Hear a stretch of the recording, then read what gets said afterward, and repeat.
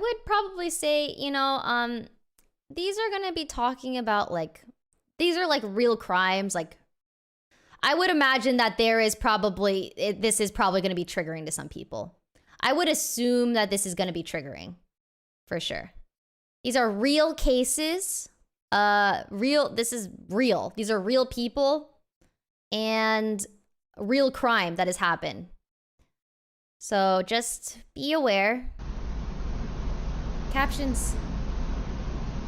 The case of Sorella. We're watching both. What did she do?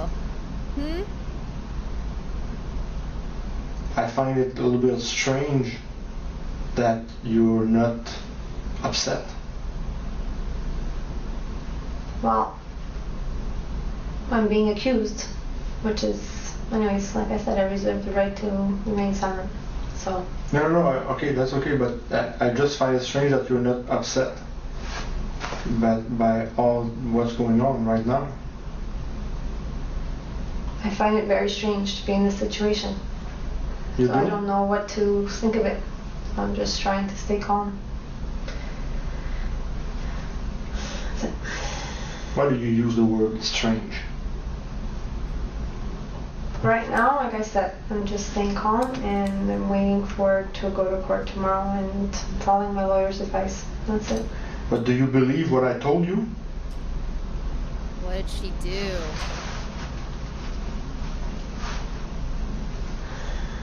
No, I don't believe what you're saying to me, so. Okay, you don't believe me. No. So.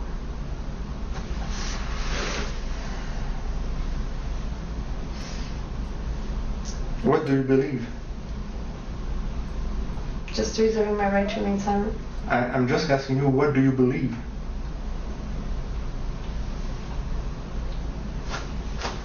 What I believe. Which is? Like I said, I'm here right now, and do you believe? Go to court Do you believe that your daughters are alive?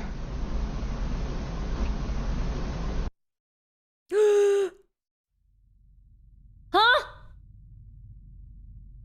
These were the school lunchboxes of 9-year-old Amanda and 8-year-old Sabrina DeVito. They were packed by their grandmother Teresa in the early morning hours of March 31st, 2009, the last Tuesday before the Easter holidays. Little did Teresa know she would find these lunchboxes 9 hours later exactly as she left them, and then go on to discover the lifeless bodies of her 2 granddaughters in the family playroom. Their mother, 43-year-old Adele Sorella, was nowhere to be seen. She had left a voicemail for her brother Luigi that afternoon, essentially stating that she was suicidal and for him to come to the house immediately. Luigi called his brother and mother right away, all of whom drove to Adele's residence in Laval, Quebec, arriving at roughly 4:30 p.m. to make their tragic discovery. Detective Francois Delisle arrived at the scene roughly 20 minutes after the paramedics, and the 2 children were already pronounced dead. The Laval police would then launch a murder investigation with the primary objective of finding Adele, the prime suspect, and investigators speculated over both the method and motive for the homicides. The conjecture was that the girls had most likely been poisoned, and the reason for their murder being what is known as spousal revenge filicide. The term is used in forensic psychology for when a parent kills one or more of their own children as a means of exacting revenge upon their spouse or partner. Adele's husband at the time was 42-year-old Giuseppe DeVito, a well-known member of the Rizzuto crime family in Montreal. He had been on the run from police for over 4 years at the time, wanted for coordinating a failed drug operation in January of 2005. He attempted to smuggle over 200 kilograms of cocaine into Canada from Haiti, which was essentially his retirement plan. But the RCMP had other plans, as intelligence was gathered about the shipment and the drugs were seized upon arrival. Giuseppe went into hiding at the start of 2005, but the authorities knew he was still in regular contact with his wife, and even met up with her and his daughters on several occasions. But according to reports, all contact from his end abruptly ceased at the very start of 2009, 3 months before his children were murdered. Adele was located at 3 a.m. on April 1st, roughly 15 hours after the investigation was launched. She had crashed into a utility pole on a rural roadway in eastern Laval. The force of the collision caused serious damage to the driver's side of her car, but Adele sustained no injuries. An accident scene investigator would later testify that the crash was most likely deliberate. The suspect was initially taken to the hospital under police supervision, where she remained for 9 hours. She was then handcuffed and taken to the Laval Police Department, where her interrogation commenced at exactly 7 p.m. The segment of footage released by the Crown Attorney's Office starts 40 minutes into the procedure, and what makes this one of the more fascinating interrogations is the detective's approach and how he goes about trying to achieve his objective. What we know is that he initially discussed the car accident with a suspect and double-checked she was without physical injury. They then briefly discuss hospital food and hospitals in general, all essentially small talk for the purpose of rapport development. At around minute 25, she was informed that her 2 children were dead and that she was under arrest for first-degree murder. She was read her rights and given the choice to speak with an attorney, which she accepted, and was then taken to another room where she got legal advice over the phone for roughly 15 minutes. She was then brought back to the interrogation room and was asked if she wanted any water. She refused and then stated she was invoking her right to remain silent. In Canada, the suspect is well within their right not to answer questions, yet this doesn't confine the interrogator from asking questions. They can essentially press for as long as they want, and if the suspect is coaxed out of silence, anything that gets divulged is still admissible in court. I find it a little bit strange that you're not upset. I'm here right now, and do you believe that your daughters are alive? Yes. So I'm staying calm. I have the regret to inform you that they're dead. Both of them. No, they're not. So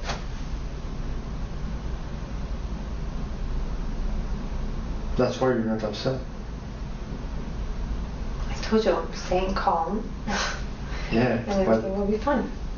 And not only that they are deceased, both of them, but you are under arrest for killing them. Look, I'm their mother, so... I know. That's why it's so difficult.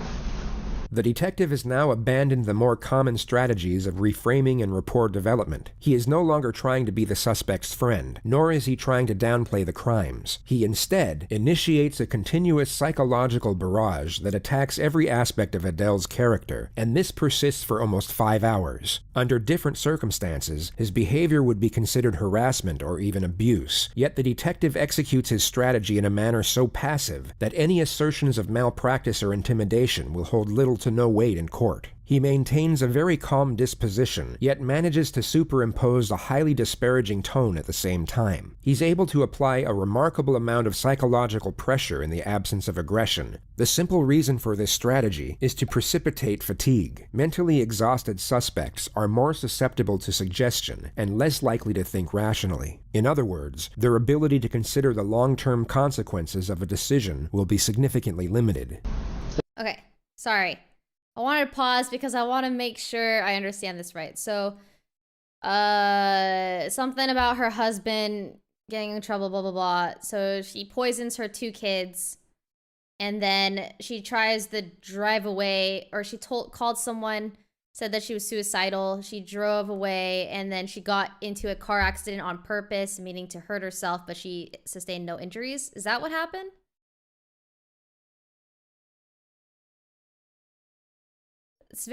I'm kind of confused with this one.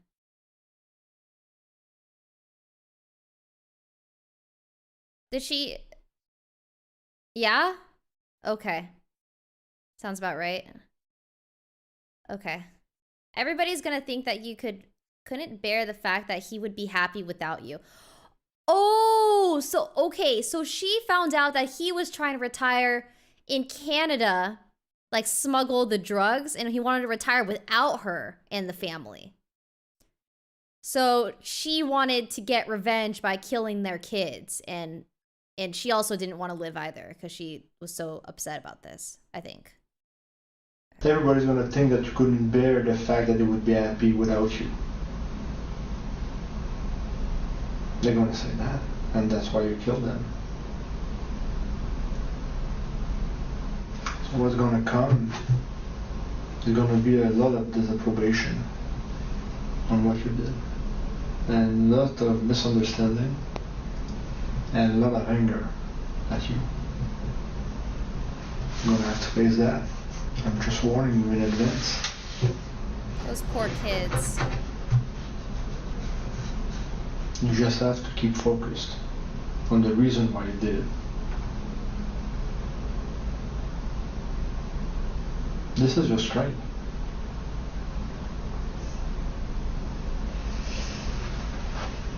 You disagree?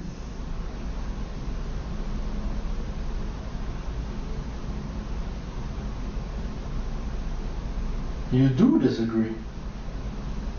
You're difficult to read, but now you disagree with what I'm saying. Why?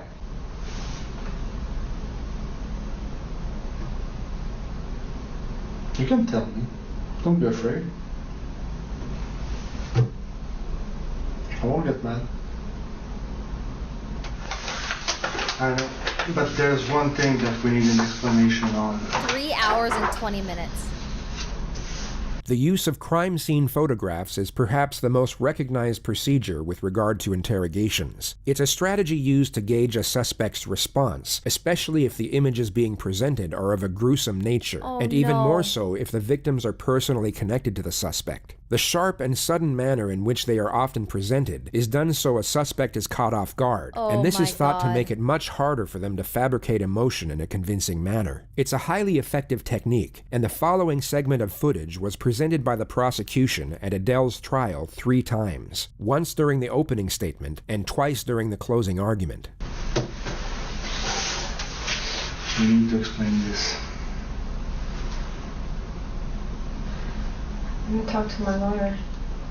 Look at that. This is the truth. These are your daughters.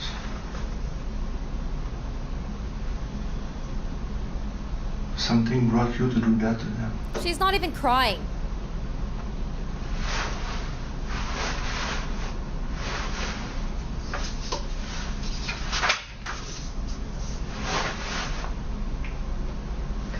How can we explain this? How is it possible that you brought your brother to see this?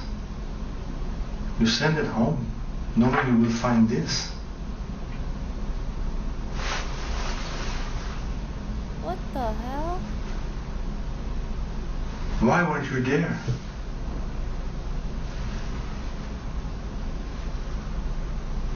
How can you explain that this could happen? What in your life brought you to that? We have to explain this. Look at that. You gave them life. You brought them up. They trusted you. I feel like she's only sad because her husband doesn't love her enough to retire with her or whatever. I think that's the only reason. You want to say something? I'm still listening. No, I don't want to say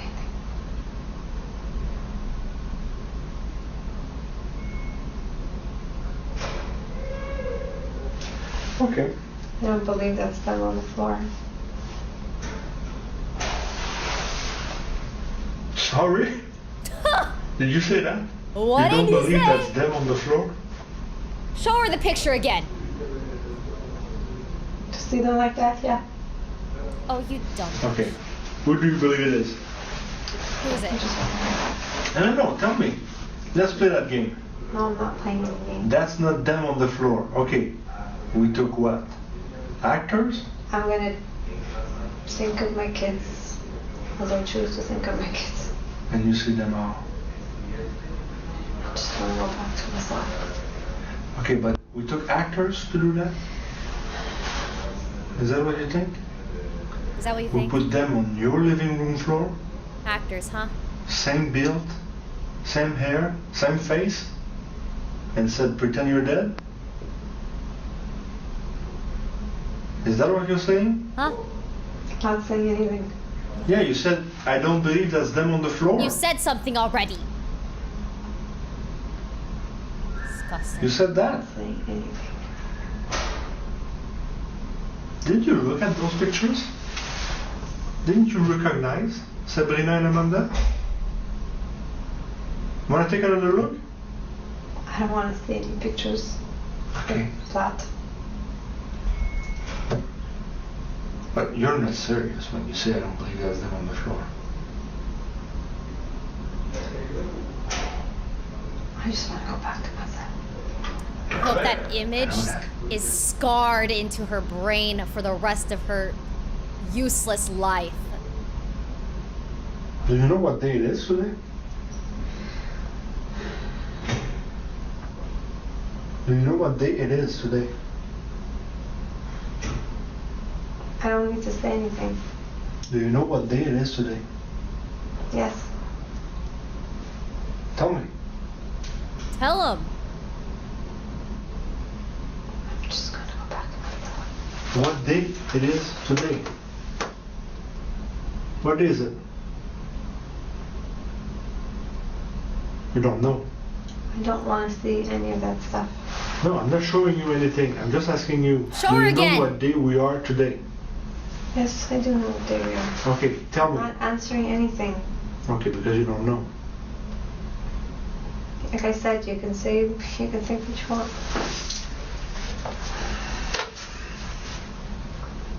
I'm not going to answer anything. Today is the 1st of April.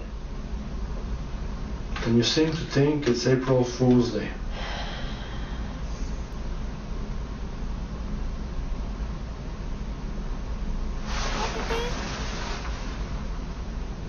You believe what you want.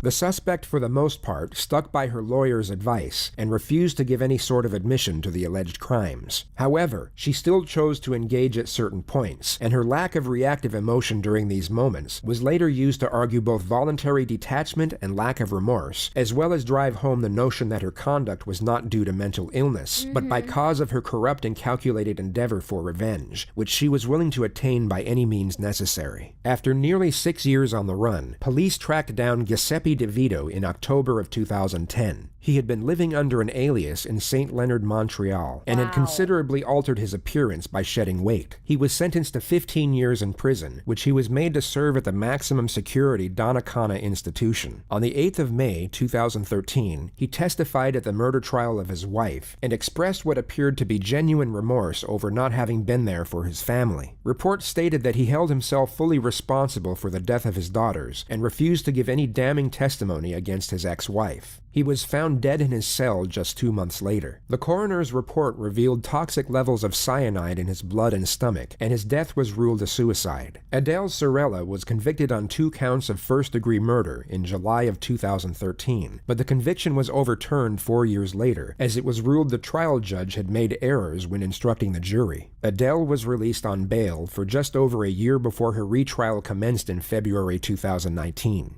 She was then found guilty on 2 counts of second-degree murder and rendered a life sentence with the possibility of parole after 10 years. Her earliest release date is March of 2029.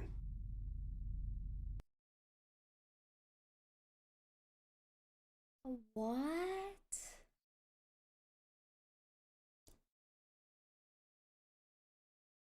I can't believe she got away with that.